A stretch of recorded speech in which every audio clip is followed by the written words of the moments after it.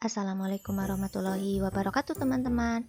Hari ini kita akan belajar bahasa Indonesia tentang ringkasan dan simpulan di tema 3 kelas 3. Sebelum menyimak video pembelajaran hari ini, mari kita mengucapkan basmalah bersama-sama. Bismillahirrahmanirrahim. Mari kita simak bersama. Yang pertama, kita akan belajar membuat ringkasan dari teks tentang benda-benda di sekitar. Informasi tentang benda di sekitar kita dapat diperoleh dari sebuah teks. Kita dapat menggali informasi dengan cara membuat pertanyaan tentang teks yang kita baca. Pertanyaan-pertanyaan dapat disusun dengan menggunakan kata tanya sesuai dengan kebutuhan. Informasi yang diperoleh dari teks dapat digunakan untuk membuat ringkasan. Jadi, sebelum kita membuat ringkasan, kita membuat pertanyaan-pertanyaan. Dulu pernah ya teman-teman membuat pertanyaan dengan cara wawancara. Sekarang kita membuat pertanyaan sesuai dengan teks. Mengingat kembali untuk kata tanya apa aja ya. Ada apa menunjukkan sesuatu yang kita ingin diketahui, di mana menunjukkan tempat, kapan menunjukkan waktu, mengapa menunjukkan sebab, siapa menunjukkan seseorang, dan bagaimana menunjukkan cara atau keadaan. Selanjutnya, teman-teman dapat membaca teks tentang benda dari kayu di halaman 9 Pupena 3B. Setelah membaca, kita membuat pertanyaan. Tadi pertanyaan ada apa aja ya teman-teman? Ada apa, di mana, kapan, mengapa, siapa, dan bagaimana. Untuk di mana itu menunjukkan tempat. Nah, dari teks tersebut itu tidak menunjukkan tempat. Jadi tidak semua 6 kata tanya dipakai. Contohnya kayak di mana itu tempat nggak ada. Kapan itu menunjukkan waktu nggak ada. Terus siapa menunjukkan seseorang, itu juga nggak ada. Untuk pertanyaan apa, kayu memiliki kelebihan dan kekurangan. Jadi cocoknya untuk apa atau mengapa atau bagaimana. Cocoknya untuk apa kelebihan dan kekurangan dari kayu? Jawabannya, kelebihan kayu itu memiliki sifat keras, kuat, mudah dibentuk, dan tahan lama. Sedangkan kekurangannya memiliki sifat mudah lapuk. Selanjutnya kita cari lagi. Nah, di sini ada sifat-sifat kayu yang keras, kuat, mudah dibentuk, dan tahan lama dimanfaatkan untuk membuat perabot rumah. Berarti cocoknya untuk apa? Mengapa apa bagaimana? Ya, apa? Apa ya sifat dari kayu? Berarti jawabannya keras, kuat, mudah dibentuk, dan tahan lama.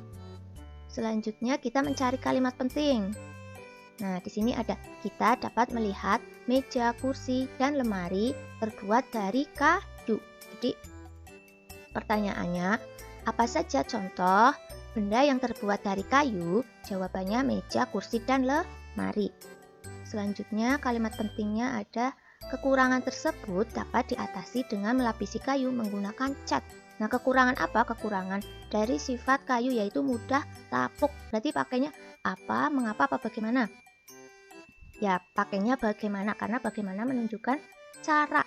Berarti bagaimana cara mengatasi kelapukan pada kayu, yaitu dengan cara melapisi kayu menggunakan cat. Nah, selanjutnya kita membuat daftar pertanyaan dan jawaban. Jadi pertanyaan tadi ya, ada apa dan bagaimana. Selanjutnya jawaban dari pertanyaan. Jawaban harus sesuai dengan teks. Setelah kita membuat pertanyaan dan jawaban, kita baru bisa membuat ringkasan. Jadi ringkasannya yaitu kelebihan dari kayu antara lain, sifatnya keras, kuat, mudah dibentuk, dan tahan lama. Sedangkan kekurangannya dari kayu yaitu mudah lapuk. Untuk mengatasi kelapukan pada kayu, caranya melapisi kayu dengan cat. Sifat kayu antara lain keras, kuat, mudah dibentuk, dan tahan lama. Contoh benda yang terbuat dari kayu yaitu meja, kursi, dan lemari. Selanjutnya kita belajar membuat simpulan dari teks percakapan. Informasi dapat ditemukan dari teks percakapan. Teks percakapan merupakan teks yang berisi pembicaraan antara dua orang atau lebih mengenai suatu topik.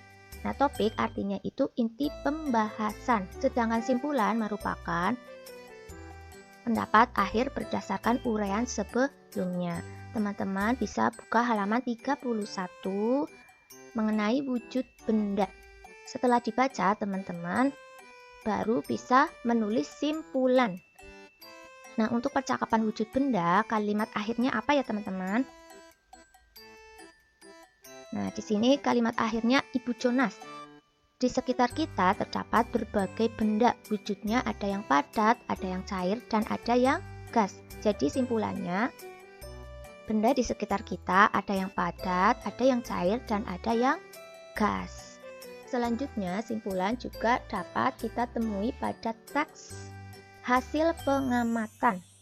Teman-teman bisa buka halaman 34. Judulnya sifat benda padat. Kalau hasil pengamatan di akhir uraian. Nah, akhir uraian berarti benda pensil tidak mudah ketika dimasukkan ke gelas. Benda pensil tidak mudah ketika dimasukkan ke dalam mangkok. Pensil termasuk benda padat, bentuknya tidak berubah meskipun dipindahkan ke tempat lain. Jadi simpulannya yaitu bentuk pensil tidak berubah meskipun dipindahkan ke tempat lain, sehingga pensil termasuk benda padat. Nah, seperti itu ya teman-teman untuk materi bahasa Indonesia mengenai ringkasan dan simpulan.